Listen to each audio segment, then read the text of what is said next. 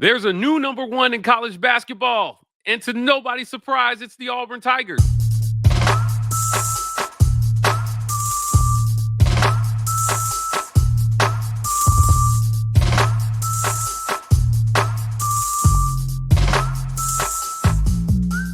Welcome on into the Auburn Express, powered by the War Report. I'm your host, Mike G, and thank you so much for joining us on today's episode of the Auburn Express. We're talking college basketball, and joining me as he does every single week is my good friend Chris Phillips from SEC Unfiltered.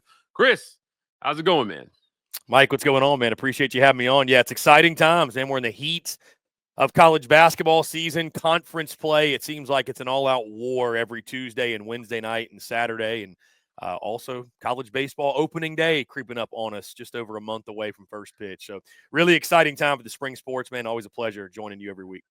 Oh, man, college baseball just around the corner here. Man, boy, I know you guys cover college baseball as well as anybody. Looking forward to those conversations. But let's talk some college basketball. The SEC is a gauntlet this year, and the AP released their rankings, and Auburn is number one. So just running down the AP rankings, Auburn came in at number one with all 60 first place votes. Iowa State came in at two, a team that Auburn already beat in the non-conference. That was a battle. Duke came in at number three at 14-2. The Tigers lost to Duke at Cameron Indoor.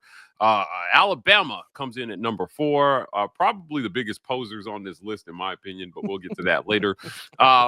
Florida comes in at five. They absolutely thrashed Tennessee last week. Tennessee comes in at six behind them, and then you have Marquette and Kentucky rounding out the top eight. But again, in that top eight, 5 SEC teams sit in Kentucky, Tennessee, Florida, Alabama, and Auburn on the top of the perch. Thoughts on the AP number one?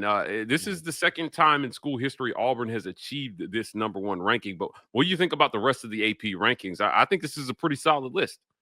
Yeah, I think first off, Mike, number one Auburn, I think it's well-deserved. You know, I think over the last few weeks we were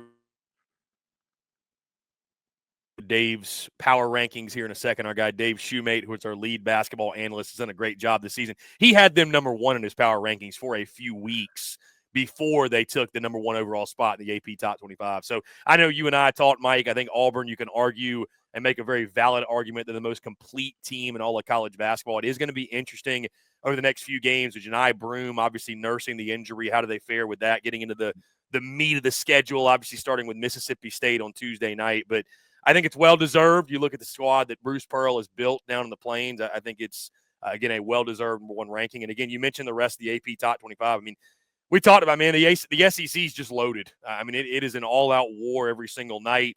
I was really surprised by the result. I wasn't surprised to see Tennessee lose to Florida because, again, it does feel like this season you go on the road and, best of luck to you. You know what I mean? It's just going to be really hard to win on the road in this league. But the way that it happened, I think, is why you saw them fall so far. You mentioned Alabama at 4, the biggest posers. They haven't quite lived up to the hype. That may be putting it lightly, but I still think Alabama's a really good basketball team. And I do think it could come down more than likely to Bama and Auburn those last few weekends. Florida at 5, again, they've been really, really impressive. Their guard play, they got 3 of the best guards in the country. That's really the thing that stands out with Florida. And then, Mark Pope in Kentucky, I think, has been a really nice story in his first season in Lexington. You knew they had talent, but for it to click so quickly, so early on, really, really impressive. So, and then you round out the rest of the top 25. I know we're going to get there, but A&M, State, Ole Miss, and then Georgia cracking the top 25 for the first time in quite some time. Oh, my goodness. Exact date. But Georgia, it's everybody top to bottom. Listen, Auburn got a taste of that over this weekend where you go on the road to South Carolina. You're a 16.5-point favorite, and that game literally comes down to the wire. So there are no off nights in the SEC, and I think the AP poll certainly reflects how strong this league is. Look, you mentioned Georgia cracking the top 25. But before we get to Dave's rankings, I want to talk about Auburn's next 5-game or 6-game stretch. Tomorrow they play Mississippi State, number 15 Mississippi State in Neville. I'll be there for that one. Then they go on the road to Georgia, and they play the number 23 Georgia Bulldogs in Athens. Presumably, the next 2 games will be played without Janai Broome due to the ankle injury, but it wasn't season ending. It doesn't require surgery. After that, they come home to Neville to play number 6 Tennessee. They get a tough LSU squad on the road at Baton Rouge, and then they get number 21 Ole Miss and then Oklahoma. Holy crap.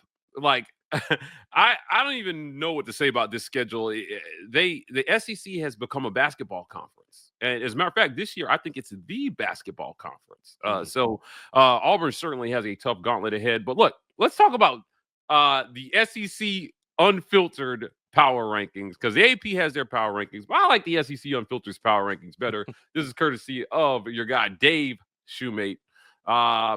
Dave says Auburn number 1. You mentioned he had Auburn at number 1 for weeks. This is why I like Dave. He's a smart guy. I don't like that he has Bama at 2. I feel like Florida, as the SEC tourney runner-ups, deserve this slot, especially after drafting Tennessee. And I'll tell you this, Dave does a great job of removing his biases. I'll spoil it. Dave is a University of Alabama alumni, for those that don't know. But okay, no, I'm just giving him some crap. He does a good job of removing all that. But I think he's still high on what the potential of Alabama is and what it can be. I think when you look at their roster and how deep they are, similar to Auburn, I think that's – and they've been impressive, right? I mean, they've been winning games, but they just haven't quite – it feels like lived up to that preseason billing. So I think certainly to your point, Mike, you can make an argument for Florida being in the 2 spot, Bama being at 3. But overall, the top 4, I mean, I thought it was pretty solid, honestly. I do think, though, there's some debate there with 2 and 3, because Bama, it's just like we keep waiting on Nate Oates' team to live up again to the preseason hype. And it's just, even when they're winning, it feels lackluster at times. Yeah. I mean, look, Alabama can shoot.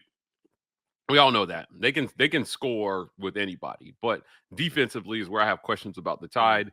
And look, after what happened to them in the SEC tournament last year, I don't know. Like I said, I got questions about this Tide. The great part about this SEC schedule is that a lot of these arguments will bear themselves out because we're going to see these teams play each other.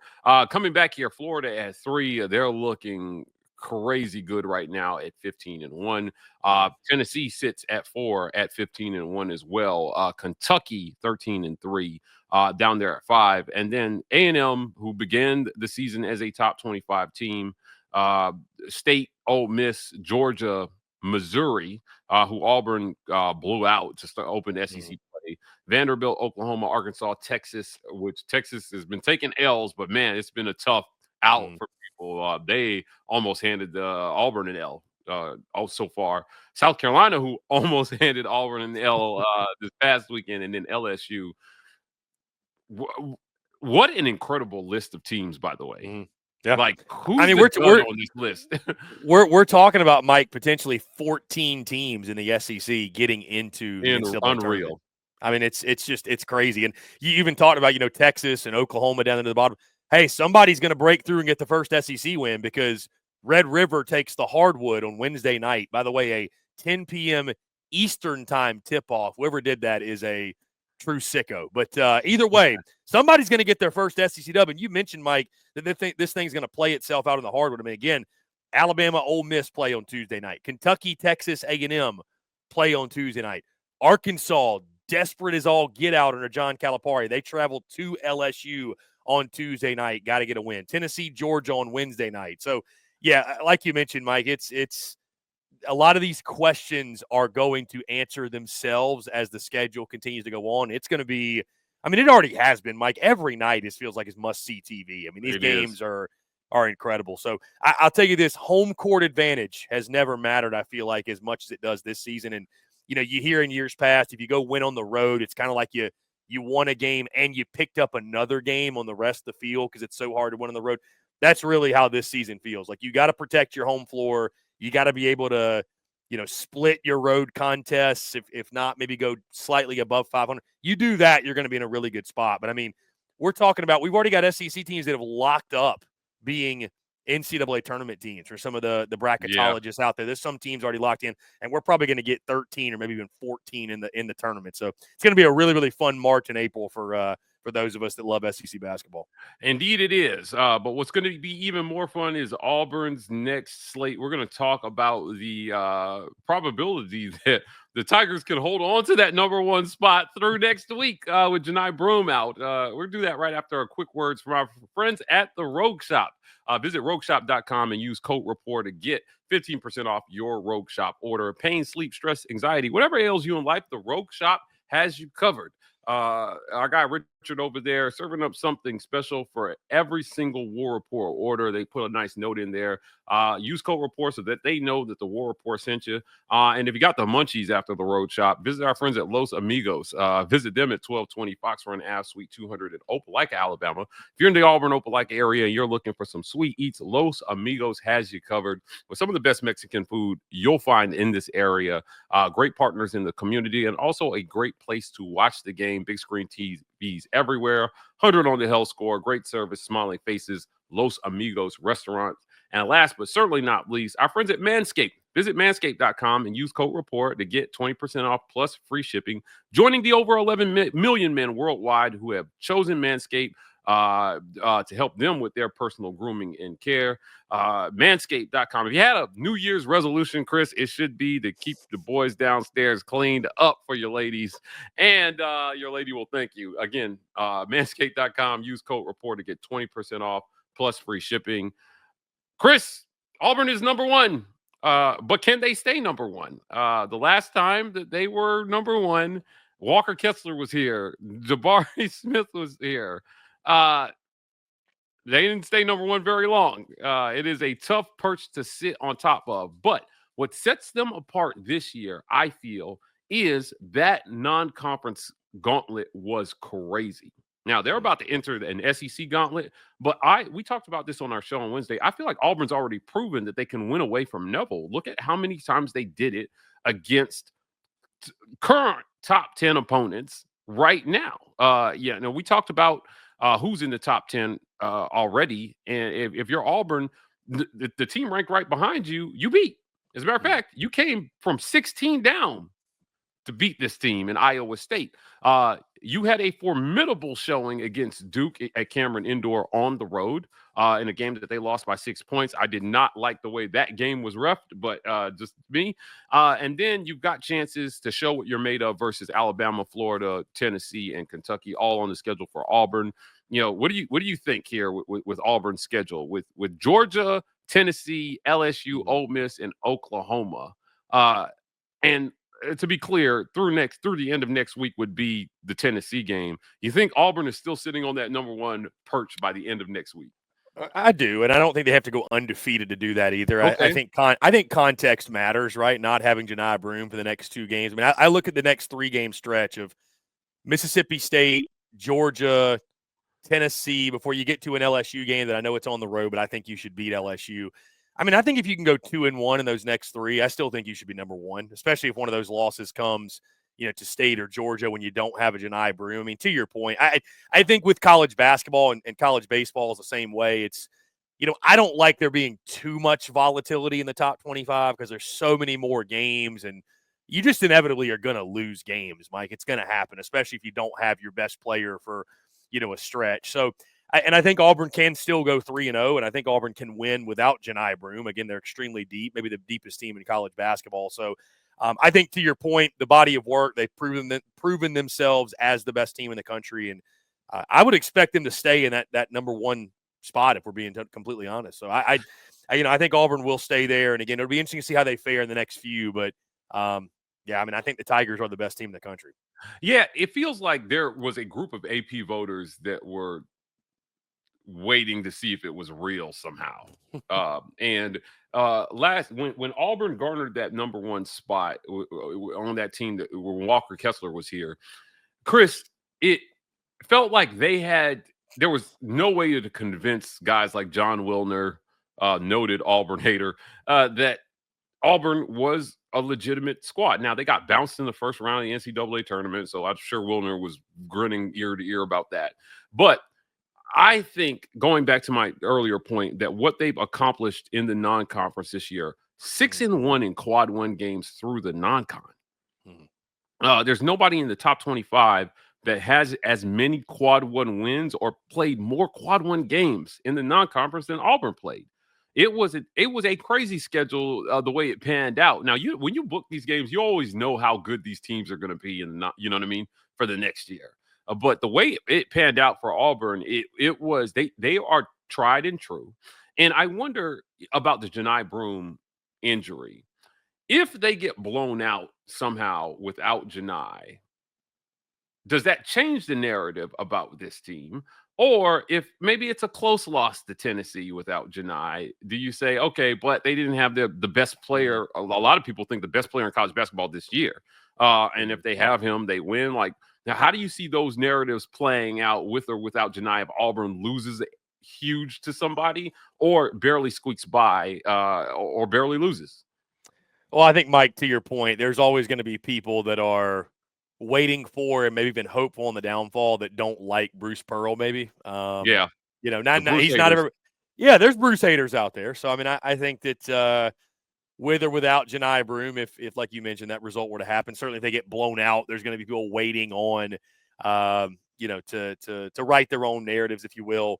I mean, the reality is, again, you're not going to have your best player, for this upcoming stretch. So, if you lose a game, I don't want to say there's a built-in excuse, but it's just the reality of the situation. So, I mean, people are going to write their own narratives, Mike, to your point. But, again, I stick by it. I mean, I think to your point, we've seen enough where I feel confident in saying Auburn is the best team in the country. I really believe that. So, we'll continue to see throughout. I mean, this schedule is not going to let up. They've got Alabama twice Oh down my the God. stretch. Oh my God.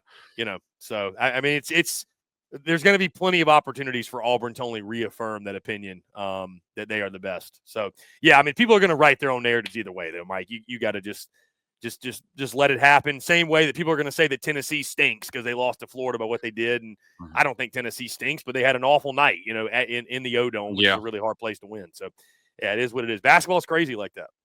It is crazy. Auburn's schedule is crazy, and I'm sure there are going to be some crazy games here to come in the SEC down the stretch for the Tigers and for everybody else in the SEC too. I've got that Tennessee game circled the next Saturday. I can't wait for that one. I got my mom and my sister and my girlfriend tickets to that game, but I do not have a That's going to be a barn burner. That's going to be a barn burner for sure. No Yeah, pun definitely. intended. Definitely had to cash out my 401k to get the three of them to that game. Chris, I want to thank you for joining me today. Before we get out of here, let people know where they can find you. Mike, it's always a pleasure, man. We're at SEC Unfiltered, X, Facebook, Instagram, TikTok, where you get your content, also YouTube, podcast, and our website, secunfiltered.com. And again, make sure you follow our guy, Dave Shoemate.